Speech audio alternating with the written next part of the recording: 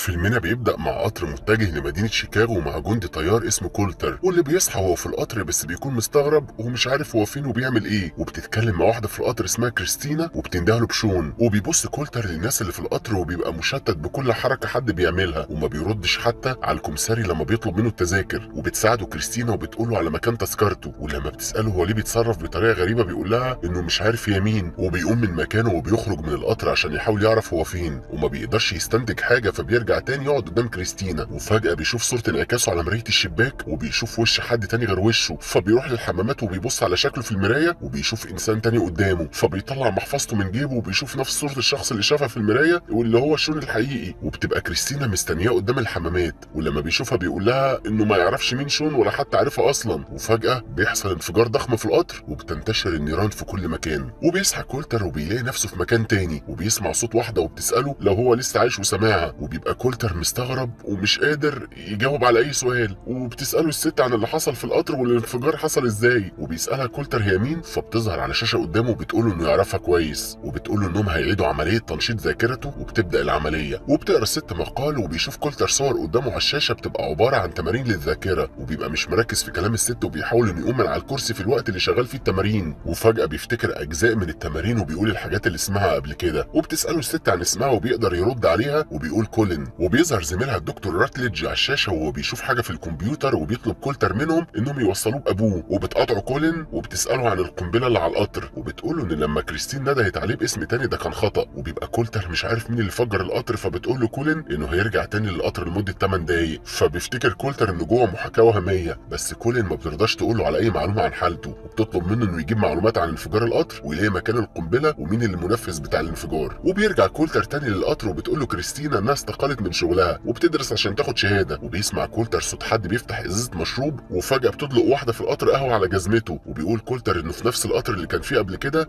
بس في حاجة متغيرة وما بتبقاش كريستينا فاهمة هو يقصد ايه. وبيشغل كولتر التايمر على ساعته وبيقول ان كل حاجة شايفها كأنها حقيقية، وبيبقى لسه فاكر انه في محاكاة وهمية. وبيدور كولتر على مفتاح للتفجير وبيروح لواحد وبيسأله هو بيعمل ايه، فبتقول له كريستينا ان الراجل ده كوميديان ورايح لشغله. وبيبص كولتر حواليه وهو بيدور على حاجة غير مألوفة، وبيشوف شاب بيدي حد محفظته. وبيرجع كولتر للقطر وبيفتكر ان الانفجار حصل في مؤخرة القطر، فبيروح للحمام وبيدور فيه وبيشوف ان باب قناة التهوية حد لعب فيه، فبيفتح الباب وبيلاقي اخيرا القنبلة. وبيتكلم مع كولين وهو فاكر انها تسمعه وهتقول له يعمل ايه بعد كده، وبيسيب كولتر القنبلة من غير ما يعمل حاجة، وبتجيله فكرة عشان يعرف مين هو المفجر. فبيرجع العربية بتاعت الركاب وبيكذب عليهم وبيقول انه شرطي وان في اختراق امني حصل فلازم ما يستخدموش اجهزتهم الالكترونية، ومحدش بيصدقه. ولما بيشوف راجل بيستخدم اللابتوب بتاعه بيضربه كولتر على وشه وبيكسر له فكه. وبتقلق كريستينا وبتروح للراجل عشان تساعده، وبيقول لها كولتر انها ما تقلقش لان كل اللي بيحصل ده مش حقيقي. لكن فجأة بينفجر القطر وبيرجع كولتر لمكان العملية، وبتأمره كولين انه يهدى وبتقلل من سرعة نبضات قلبه. وبتسأله لو لقى القنبلة وبيقول لها انه لقاها، وبيطلب منها انه يتكلم مع راتليدج لان كولتر قدر يستنتج ان راتليدج هو رئيس كولين. وبيبقى فاكر انه كان في افغانستان من يومين، لكن كولين بتقوله ان ده كان من شهرين. وبيستغرب كولتر من كلامها بس بيجاوب على اسئلتها بخصوص القطر، وبتقول له انه مش في محاكاة وهمية وان في ناس حياتها في خطر. وبيتعصب كولتر وبيبقى عايز يعرف معلومات اكتر قبل ما يعمل العملية، فبتسأل كولين راتليدج لو ينفع تقول حاجة لكولتر. ولما بتاخد منه الاذن بتقول لكولتر ان الانفجار حصل الصبح وان في تفجيرات ارهابية زي كده هتحصل في وقت قريب جدا. وبتقول ان شون كان على القطر ده وان كولتر بيمثل دور شون في وقت الحادثة. وبيبقى كولتر مش قادر يستوعب كل حاجة، وبتفضل كولين تطلب منه يحصل على معلومات، فبيقول على مكان القنبلة وايه نوع مفاعل القنبلة اللي فجرها. وبتقول انه تم ضبط القنبلة على انها تنفجر لما القطر يعدي جنب قطر تاني عشان القطرين ينفجروا مع بعض في نفس الوقت. وبتقول ان اللي خطط لده اكيد كان في مكان قريب عشان ينشط القنبلة من بعيد. وبتطلب من كولتر انه يركز في ملامح المسافرين اللي في القطر ويركز بس في مهمته. وبيرجع كولتر للقطر من تاني وبيفوق وبيبقى نفس الموقف اللي حصل قبل كده، وبتوقع الست قهوة على جزمة كريستينا. وبيشوف كولتر ده وبيقتنع انه مش في محاكاة، وبيسأل الكمساري عن طريقة تصرف المسافرين. وبيقول الكمساري ان كولتر هو الوحيد اللي بيتصرف بطريقة مريبة، فبيسأل كولتر كريستينا لو شافت حد بيتصرف بطريقة مريبة، وبيطلب منها تقعد جنبه وبيقول لها تعتبر ده مجرد لعبة. وبتوصف كريستينا المسافرين في القطر وهي بتهزر، وبيبان عليها انها مش واخدة كلام كولتر على محمل الجد، وبتقول انه يعرف الناس اكتر منها لانها ما بتختلطش بيهم كتير. وفجأة بيخرج واحد من الحمام وبتقول كريستينا ان ده الوحيد اللي شافته خارج من الحمام. وبيفكر كولتر في حاجة وبيدور في اغراض شون بس ما بيلاقيش حاجة غير اسم كريستينا في المذكرات، وبيبقى عايز يتحرك ورا الراجل اللي لسه خارج من الحمام، وبيخلي كريستينا تروح معاه وبيخليها تستناه بره المحطة، وبيدخل الحمامات ورا الراجل وبيسمعه وهو بيكح، وبيحس الراجل بعد ارتياح لما بيشوف كولتر وبيخرج من الحمامات، وبيتحرك كولتر وراه وبيقعد جنبه وبيطلب منه يستخدم موبايله، فبيتضايق الراجل منه وبيطلب منه يسيبه لوحده وبيمشي. ولما بيهجم كولتر عليه وبيحاول ياخد الموبايل منه بالقوه، فجاه بينفجر القطر وبيفتكر كولتر ان الراجل ده هو المفجر، فبيحاول يضربه لكن الراجل بيزق كولتر وبيوقعه على قضبان السكه الحديد، وما بيلحقش يقوم في الوقت المناسب وبيقرب قطر منه بسرعه وبيدوسه. وبيصحى كولتر في مكان العمليه بس ما بيبقاش سامع كلام كولين لما بتتكلم معاه ولا هي سامعاه، وبيبقى المكان اللي كولتر فيه بارد جدا وبتنطفي فيه الانوار. وبيقول زميل كولين ان كولتر في مشكله، وبيروح يشوفوا رادليدج واللي بيقول لهم انه ما تعرضش للموقف ده قبل كده، ويحاولوا يبعتوا اشارات لكولتر على امل انه يرد عليهم. وبيلاقي كولتر ادوات وبيقدر يصلح بيهم العطل في المكان اللي هو فيه، وبيبدا يسمع صوت مشوش لما بيقعد رادليدج على كمبيوتر كولين، وبيسمع كولتر صوت كولين وهي بتقرا المقال وبيندى عليها لما بيستعد راتليدج عشان يمشي. وبيتكلم الدكتور معاه وبيقول له انه اخترع المكان اللي كولتر فيه وان راتليدج هو المسؤول. ولما بيقول كولتر انه انقذ واحد من المسافرين من الانفجار، بترجع كولين وبتكمل كلامها مع كولتر وبتقول له ان انقاذ المسافرين اللي في القطر مش مهمتهم. وبيبقى كولتر مصمم ان كريستينا نجت من الانفجار، لكن راتليدج بيشرح له انها نجت بس في عمليه سورس كود او كود المصدر. فبيساله كولتر عن معنى ده، وبيحاول راتليدج انه يشرح بطريقه مبسطه، وبيقول ان السورس كود ده هو مش عمليه انتقال زمني لكن حاجه زي كده، لانه ممكن يرجع من هناك ويقول تقرير عن اللي حصل، وان اللي كولتر شافه هو عباره عن عالم واقعي موازي للعالم الحالي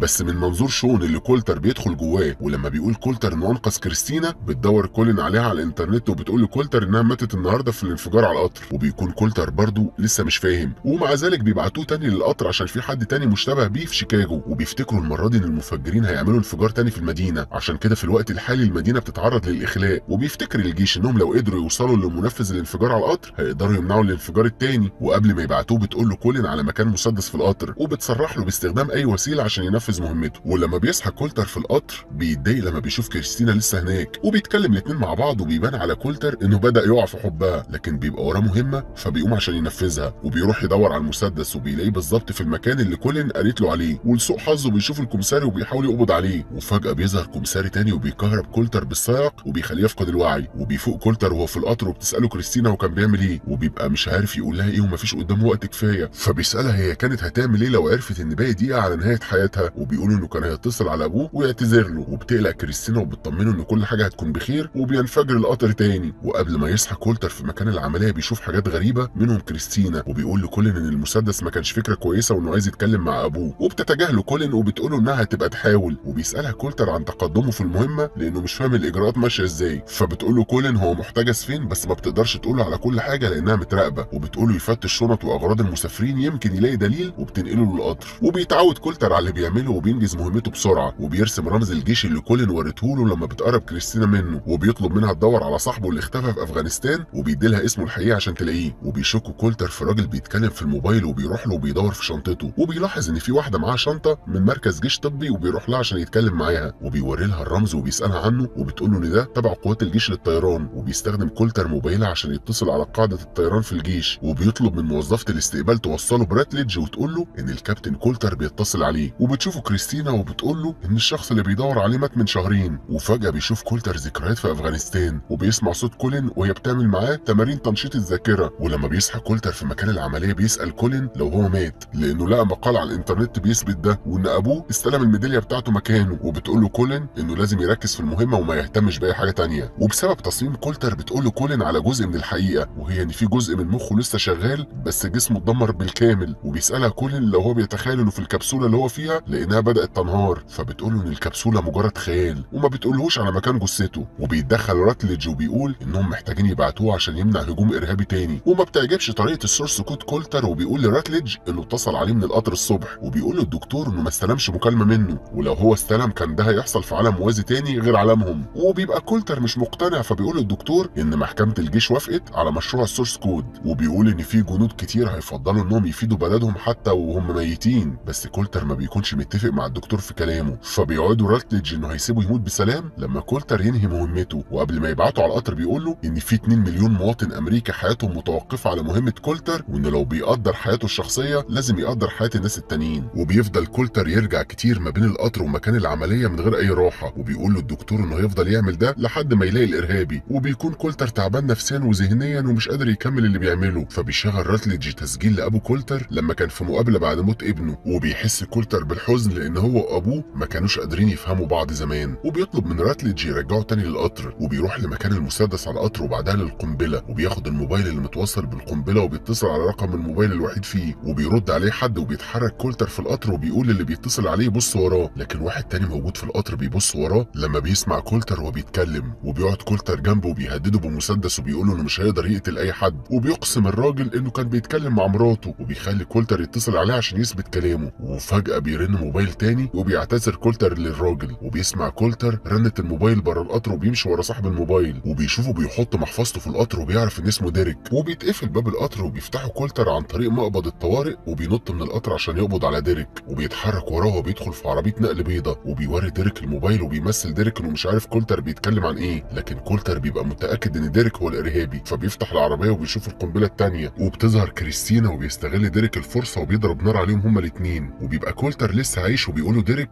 هو ليه بيعمل كده، وبيقوله ان العالم بقى زي الجحيم ومحتاج انه يتعاد بناؤه، وعشان ده يحصل لازم ينفجر الاول، وبيتحرك ديريك بالعربية وبتنفجر القنبلة على القطر، ولما بيرجع كولتر للكبسولة بيشوف صور كريستينا واضحة اكتر من الاول، وبيقول لكولين وراتليدج على الارهابي وعربيته متجهة لفين، وبيقول ان القنبلة التانية هي قنبلة اشعاعية، وبيهنيه راتليدج على انجازه وبيقول ان مهمته انتهت، وبيطلب كولتر منه يرجعه للقطر عشان ينقذ حياة الناس، في حين ان الجيش بيقبض على ديريك قبل ما يفجر القنبلة التانية في العالم الواقعي، وبيتكلم راتليدج مع رؤسائه وبياخد منهم الاذن انه يستخدم السورس كود بعد كده، وبتتكلم كولين مع كولتر اللي بيقول لها ان وجود الاكوان المتوازية ممكن يكون حقيقي، وان في ناس عايشين في اكوان وميتين في العالم الحقيقي، وبتبقى كولين مش مقتنعة وبتقول له انه مش هيقدر يغير اللي حصل في الماضي، لكن كولتر ما بيتفقش معاها وبيقول ان في طريقة لانقاذ المسافرين بيها على القطر، وبيطلب منها انها ترجعه للمرة الاخيرة وتنهي حياته، وبتكون كولين مترددة لكنها بتنفذ طلب كولتر، وبتقول ان حياته في العالم الحقيقي هتنتهي، وبيقول لها انه هينقذ كريستينا، وبتتمنى له كولين حظ سعيد، وبتقول انه كان شرف ليها انها تتعرف عليه، وبيرجع كولتر للقطر للمرة الاخيرة، وبيعزم كريستينا انهم يخرجوا مع بعض ويشربوا قهوة، وبتوافق وهي سعيدة، وبيستأذنها عشان يقوم ينقذ العالم ويروح للقنبلة ويبطل مفعولها، وبيعدي على ديريك